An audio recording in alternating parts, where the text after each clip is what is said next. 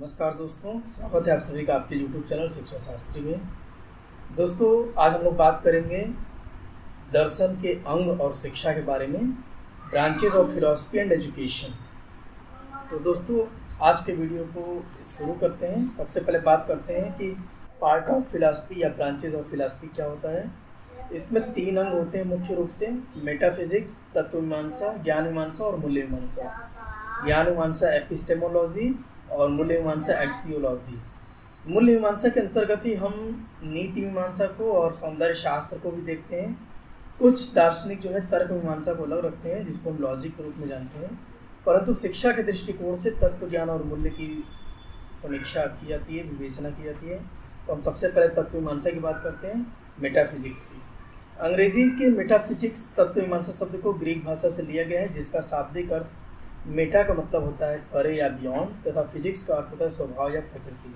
तो इस प्रकार से जिसमें हम प्रकृति या स्वभाव के बारे में, जो हमारे जो चराचर जगत और इसके संबंध की जो अवधारणा है उसके बारे में जब विचार करते हैं तो इसको हम मेटाफिजिक्स के नाम से जानते हैं।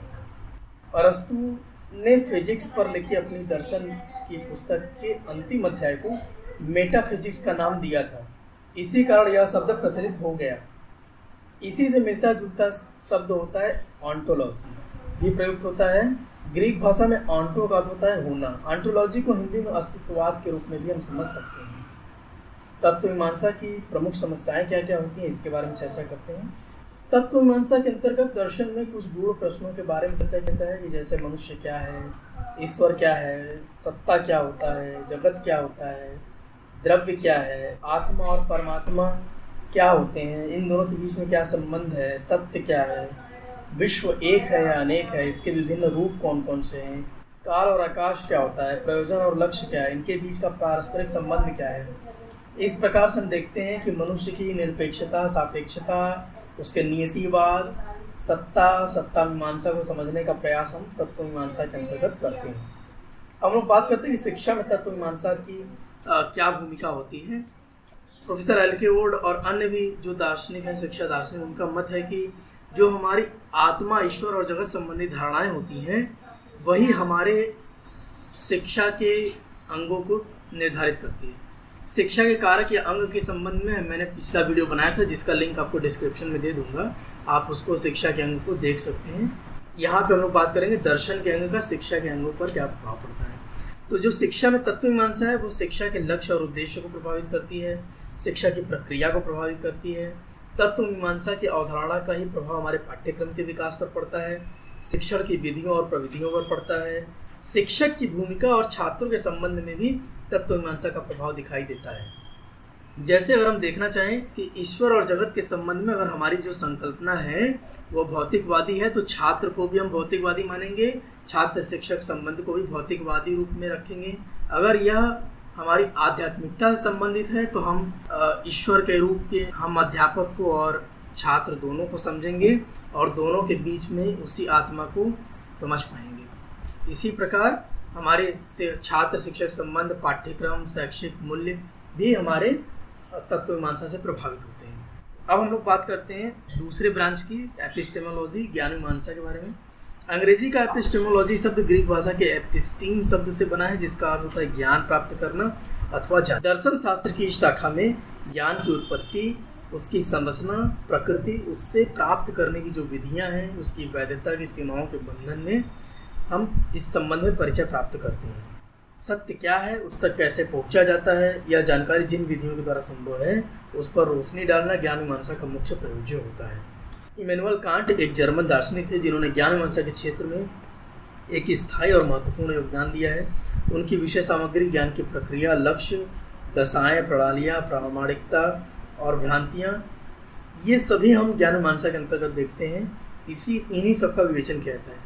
हम लोग बात करते हैं ज्ञान मीमांसा के अंतर्गत प्रमुख समस्याएं क्या क्या होती हैं।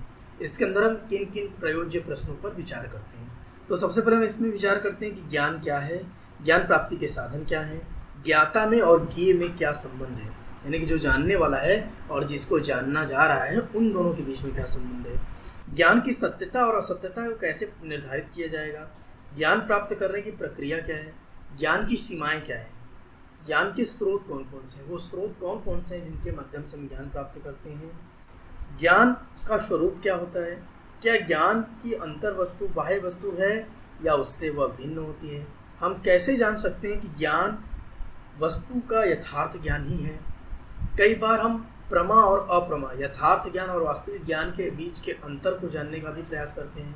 जो ज्ञान प्राप्त करने की विधियां हैं उस पर हम विचार करते हैं कि हम इंद्रियों के माध्यम से जो ज्ञान प्राप्त हो रहा है उसको सही मानेंगे, या जो बुद्धि के माध्यम से, जो तर्क के माध्यम से ज्ञान प्राप्त हो रहा है उसको मानेंगे, या जो किताबों के माध्यम से, जो टेस्टिमोनियल्स हैं उनके माध्यम से हम उस ज्ञान को हम सही मानेंगे। हम लोग बात करते हैं ज्ञान मीमांसा और शिक्षा की। विद्यालय का पाठ्यक्रम निर्धारण करते समय ज्ञान मीमांसा प्रत्यक्ष और परोक्ष रूप से हमें प्रभावित करती है। विषयों के चयन में, पाठ्य वस्तु के संकलन में, पाठ्य पुस्तकों के निर्माण में यह दार्शनिक धारणा हमें निश्चित रूप से प्रभावित करती है कि छात्र का किस प्रकार का ज्ञान वैध ज्ञान के अंतर्गत आता है तथा कौन सी पाठ्य सामग्री श्रेयस्कर होगी। हमारी शिक्षण विधि भी ज्ञान मीमांसा से प्रभावित हुए बिना नहीं रह पाती है। हमारे देश में वैज्ञानिक विधि का न्यून उपयोग तथा अनुकरण, आप्तवाक्य जो टेस्टिमोनी है, इसको महत्ता दिया जाता है। सहज ज्ञान पर निर्भरता हमारी दार्शनिक धारणाओं को स्पष्ट रूप से परिलक्षित करते हैं। ज्ञान मीमांसा का परोक्ष रूप से संबंध तत्व मीमांसा से भी होता है। जैसे हमारी तत्व मीमांसा संबंधी अवधारणा होती है उसी प्रकार से हमारी ज्ञान मीमांसा संबंधी अवधारणा भी होती है। जैसे जगत के संबंध में अगर हमारी संकल्पना अगर भौतिकवादी होती है तो ज्ञान प्राप्ति के साधन भी प्रत्यक्ष इंद्रिय ज्ञान के संबंध में होते हैं। अगर हम ये आत्मवादी मानते हैं तो हम बौद्धिक ज्ञान को ज़्यादा महत्व देते हैं, तर्क बुद्धि को ज़्यादा महत्व देते हैं। अब हम लोग बात करते हैं इसके तीसरे भाग की, मूल्य मीमांसा का क्या अर्थ है। अंग्रेजी भाषा में एक्सियोलॉजी जो शब्द है वो ग्रीक भाषा के एक्सिस शब्द से निकला है जिसका अर्थ होता है मूल्य या अर्हता। मूल्य मीमांसा जिसे नीति शास्त्र भी कहते हैं, दर्शन शास्त्र की वह शाखा है जिसे मूल्यों से संबंधित सामान्य सिद्धांत मूल्य मीमांसा किसे कहते हैं इसकी चर्चा की जाती है। नीति शास्त्र या मूल्य मीमांसा की परिधि में कौन कौन से प्रश्न आते हैं, हमारे आचार या व्यवहार की क्या कसौटी होती है, मूल्य क्या है, उसकी वांछनीयता या उपयुक्तता का मापदंड क्या होना चाहिए, या कैसे निर्धारित किया जाए कि अमुक व्यवहार अच्छा है अथवा बुरा है, वह सदाचार है या कदाचार है। इस प्रकार हम देखते हैं कि नीति शास्त्र और मूल्य मीमांसा में हम शुभ क्या है, अशुभ क्या है, सुंदर क्या है, असुंदर क्या है, अच्छा किसे कहेंगे, बुरा किसे कहेंगे, नैतिक जीवन और सद्जीवन क्या होते हैं, कौन सा कार्य हमारे लिए करणीय है, कौन सा कार्य अकरणीय है, किसी कार्य को करने का औचित्य क्या है, नहीं करने का अनौचित्य क्या है। इसके संबंध में जो भी प्रश्न होते हैं वो हमारे मूल्य मीमांसा से संबंधित होते हैं। अब हम लोग चर्चा करते हैं कि मूल्य मीमांसा तथा शिक्षा के संबंध में क्या प्रश्न है जो मूल्य मीमांसा को डायरेक्ट प्रभावित करते हैं या मूल्य मीमांसा से प्रभावित होते हैं। किस प्रकार की जानकारी को प्राप्त करना ठीक है, इस बात का निर्धारण करने हेतु क्या प्रयोगात्मक सिद्धांत प्रयोग किया जाए या हम इसमें कुछ दूसरा ऐसा सिद्धांत प्रयोग करें जो कि हमारे लिए उपयोगी हो, जिसमें हमारी तात्कालिक रुचि हो, जिसमें सुख पर बल दिया जाता हो। इससे श्रेष्ठ कोई और तीसरा तरीका भी है क्या? यह प्रश्न शिक्षा संबंधी मुद्दे पर मूल्य मीमांसा का प्रत्यक्ष रूप से प्रभाव प्रदर्शित करता है। जहाँ मूल्यों को निरपेक्ष माना जाता है वहाँ क्या विद्यालय में पढ़ाने जाने वाले सभी के लिए पूर्णतावाद के सिद्धांत को मानक स्तर पर स्वीकृत कर लिया जाए? जैसे अगर हम मान लें कोई मूल्य हमारे लिए बहुत आवश्यक है तो क्या वो सभी पर एक जैसा लागू हो सकता है कि नहीं? सत्यम वदम, क्या यह जो मूल्य है वो सभी पर एक जैसा लागू हो सकता है या परिस्थिति के कारण अलग अलग हो सकता है? मूल्यों की शिक्षा विचारों, दृष्टांतों अथवा अनुभवों के आधार पर आयोजित की जाए अथवा किसी अन्य ढंग से आयोजित किया जाए? क्या विद्यालय में नैतिक एवं आध्यात्मिक मूल्यों की शिक्षा संभव है और इस प्रकार से शिक्षा आवश्यक है कि नहीं? ये सब विचार करने के जो प्रश्न होते हैं वो मूल्य मीमांसा के प्रश्न होते हैं। व्यक्ति के सदाचार को कैसे ग्रहण करता है? क्या चरित्र निर्माण हेतु शिक्षा संभव है? प्रत्येक शिक्षा शास्त्री इन प्रश्नों का उत्तर मूल्यों की प्रकृति के बारे में अपनी धारणा तथा दृष्टिकोण के अनुसार देता है। इसी बात को हम कहें कि मूल्य मीमांसा का विषय दृष्टिकोण ही इस प्रकार के प्रश्नों को हल करके प्राप्त करना होता है कि जैसे हम किसी नीति के नियामक को स्थापित कर सकें। अब हम लोग बात करते हैं मूल्य मीमांसा तथा शिक्षा में क्या संबंध है। मूल्य मीमांसा कैसे हमारी शिक्षा संबंधी अवधारणा को, इसके विभिन्न अंगों को प्रभावित करता है। शिक्षा के लिए दर्शन शास्त्र की सभी शाखाओं में मूल्य मीमांसा का हम देख रहे हैं कि सबसे ज़्यादा महत्व है। शिक्षा के उद्देश्यों और मूल्यों का निरूपण समाज के उद्देश्यों और मूल्यों के अनुसार ही संभव होता है, अन्यथा शिक्षा और समाज में तालमेल नहीं हो पाएगा। शिक्षा का पूरा तंत्र निरर्थक और दिशाहीन हो सकता है। यही मूल्य मीमांसा हमारे शिक्षा को एक दिशा प्रदान करती है।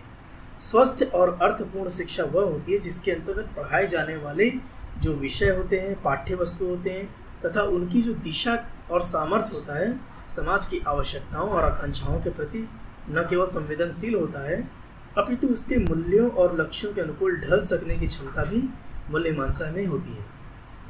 इस प्रकार से हम देख रहे हैं कि शिक्षकों को शिक्षा प्रक्रिया और उसकी योजनाओं का सम्यक संचालन करने के लिए मूल्य मीमांसा के आधारभूत सिद्धांत और उससे संबंधित जो महत्वपूर्ण प्रश्न होते हैं उसी से सहायता लेनी पड़ती है। तत्व मीमांसा के प्रकाश में ही प्रत्येक दर्शन नैतिक जीवन और सज्जीवन की व्याख्या करता है। जैसा हमारी तत्व मीमांसा की जो अवधारणा होगी वैसे ही हम बता पाएंगे कि सज्जीवन क्या है। भौतिकवादी कहेगा कि सुखपूर्वक जीना ही सज्जीवन है। आध्यात्मिकवादी या फिर हम आदर्शवादी कहेगा कि आत्मा और परमात्मा के भेद को जानना, इसके एकीकरण को समझना, जो चराचर जगत है इसमें और जो विश्व का जगत है, जो आध्यात्मिक जगत है, उसके बीच के अंतर को समझना ही क्या है, वास्तविक सज्जीवन है। नैतिक जीवन नीति शास्त्र के क्षेत्र में आता है और सज्जीवन जो है वो मूल्य मीमांसा का क्षेत्र है। नीति शास्त्र के अंतर्गत मनुष्य के द्वारा करणीय और अकरणीय कार्यों की निर्दिष्टि की जाती है। मानव व्यवहार के औचित्य और अनौचित्य का विचार किया जाता है। नीति मीमांसा के अंतर्गत ही शुभ अशुभ, सुंदर असुंदर और अच्छा बुरा हम निर्धारित करते हैं कि किस कार्य को हम सही माने और किस कार्य को सही नहीं माने। नीति शास्त्र तथा मूल्य मीमांसा हमारे अनुशासन संबंधी धारणाओं को प्रभावित करती है। विद्यालय के संगठन, विद्यालय व्यवस्था के नियम, बड़े छोटे के मध्य क्या पारस्परिक संबंध होना चाहिए, बराबरी वालों के बीच क्या संबंध होना चाहिए, अनुशासन के क्या नियम होने चाहिए, छात्रों के कर्तव्य और व्यवहार, अनुशासन की विधियाँ, ये सभी विषय नीति शास्त्र अथवा मूल्य मीमांसा से संबंधित होते हैं। इस प्रकार आज के इस लेक्चर वीडियो में हम लोगों ने दर्शन शास्त्र के जो ब्रांचेज हैं, ज्ञान तत्व और मूल्य के बारे में हम लोगों ने विवेचना किया और इन विवेचना का हमारी शिक्षा के अंगों पर क्या प्रभाव पड़ता है इसके बारे में हम लोगों ने जाना। शिक्षा के कारक और अंग के संबंधित वीडियो को मैंने डिस्क्रिप्शन में दिया हुआ है, आप वहां से देख सकते हैं। आपने इस वीडियो के लिए समय दिया, आपका बहुत बहुत आभार। आपके जो भी प्रश्न हो आप नीचे वीडियो में कमेंट कर सकते हैं।